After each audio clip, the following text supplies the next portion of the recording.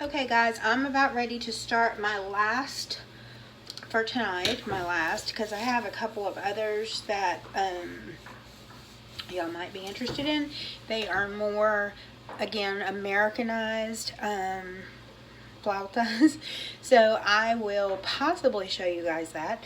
I don't know if that would probably embarrass my husband because they're so Americanized.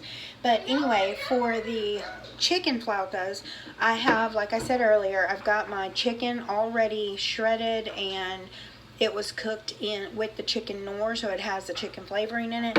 And then this is another one of my cheats that I'm sharing. So everybody who makes their own salsa, I'm so excited for you. I make my own occasionally when I have time. Sometimes on Sundays I will try to make enough green salsa and red salsa to last throughout the week. I know how, but again, I work, and if I don't cheat, then we're going to be eating at 10 o'clock at night every night, and that wouldn't be healthy either. So anyway, the salsa that I have found that I like the most is this one. It's called Herdez Salsa Verde. Now this gigantic container I got at Kroger, I think, but they also sell it in little jars. I was trying to see if I had a little one, but no, I don't. But anyway, the same brand, the Herdez, it's Herdez. That brand makes a red one. They also make the green one. The red one to me is pretty easy just to make. So a lot of times I'll just make my own red salsa. That's not a big deal. The green one, for some reason, just seems like it's a little bit harder for me, but like I said, I do it and know how to do it.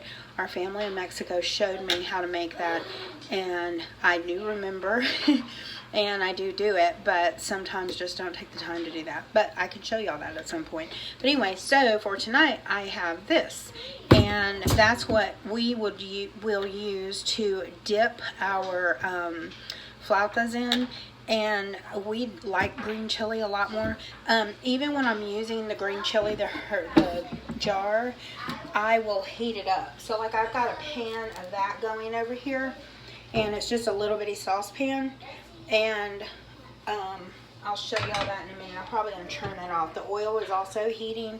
I've got one of the flautas rolled out, and I'm going to continue to do that. So I take a little bit of the chicken breast. Again, for Rogelio, I always add the jalapeno and onion to it. We eat flautas probably, I don't know, every other week, or sometimes at least once a week. Just depending. I'll change up which kind I'm making. Just because they're so easy for me. And like I said, I'll do it in his lunch, and that's an easy one because I make his lunch every morning before he leaves. So he has to be at the shop at 6, then I wake up at 5:30 or so, 5:15, and get his lunch made. So he takes a hot lunch every day, or a sandwich, but he won't take sandwiches too often. He's kind of spoiled. He doesn't think so.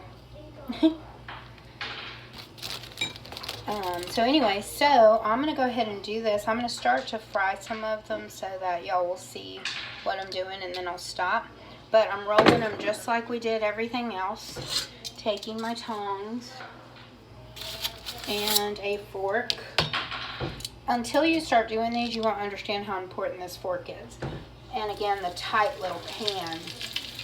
So I'm putting them in there. Take your time when you're setting them in there so they won't come apart. I'm doing 4 right now.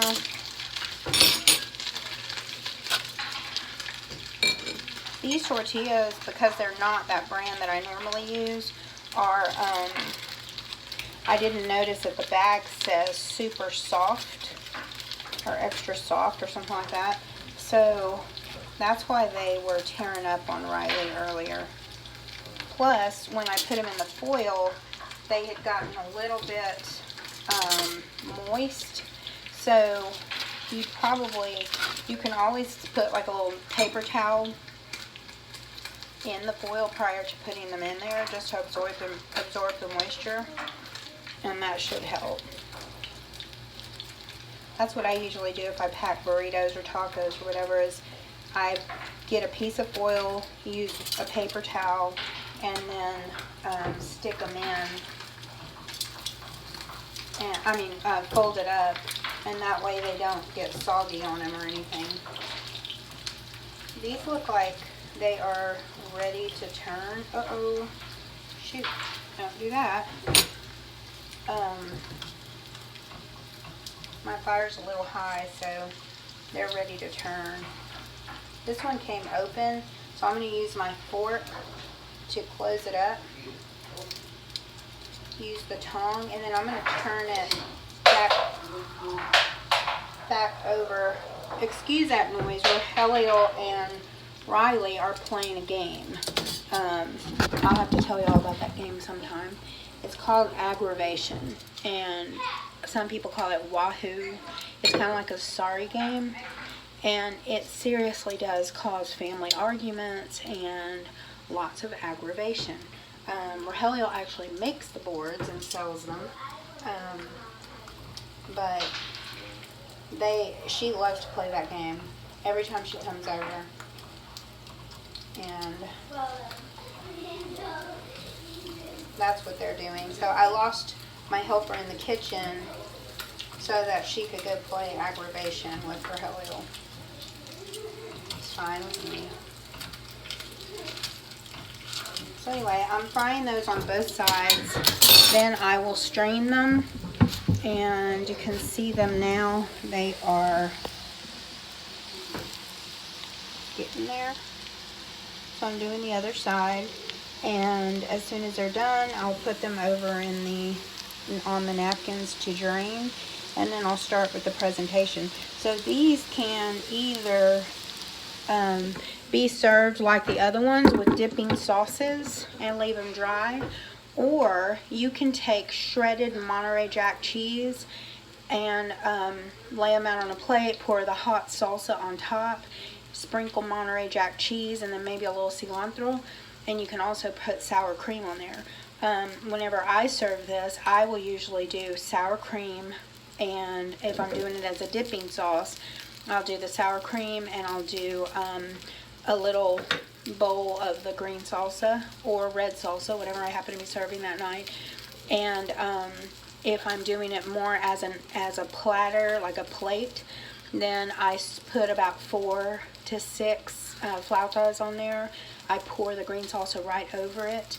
You can top it with lettuce and tomato if you want, or you can just leave it with the salsa, sprinkle your cheese and some sour cream, and then serve it with like a Mexican rice. So it just depends on whatever you want to do. You can do it either way, but these flautas work great for that. Okay guys, so I am done with these, and I wanted to show you how I lay these out. So if I was preparing this as the actual entree, because I'm going to pour the sauce over on this one, I would kind of spread them off to the side like this. I'd fill this area up with the rice, and then I'm going to pour my sauce over it and drizzle it with some sour cream. I use this kind of sour cream, which is a Mexican sour cream, because it's a little more liquidy to where I can drizzle it over there, okay, and make it a pretty presentation.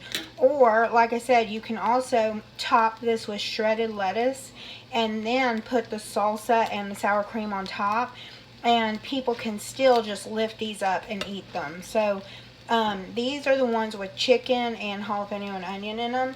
And again, my salsa is hot. So I'm going to go ahead and do that.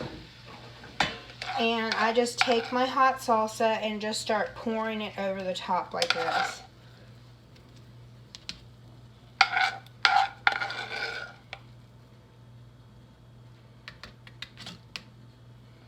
I didn't warm up that much of it. We ate some of it.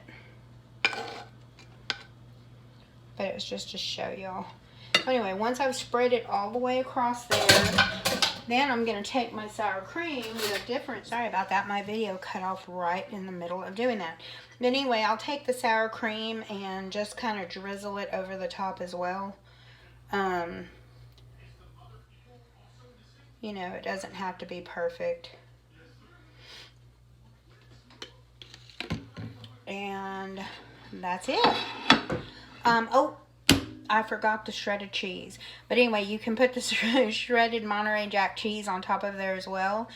And top it off with that. So that is the end all be all of that. Oops. And like I said, normally I would have rice on here also, but I have fed them way too much tonight, so I can't make the rice because Rogelio has eaten too much. And he normally doesn't complain, but I think he might if I keep making all this food and he can't eat it all. So anyway, I hope that y'all enjoyed that. I feel like it was a little scattered, but yet a little bit better than my first train wreck. So anyway, I hope that y'all actually will try this stuff. They're so good and so easy and so versatile. You can do so many different things with flautas. They're so great. And I also hope that y'all enjoyed that entertainment. Anyway, y'all have a great night.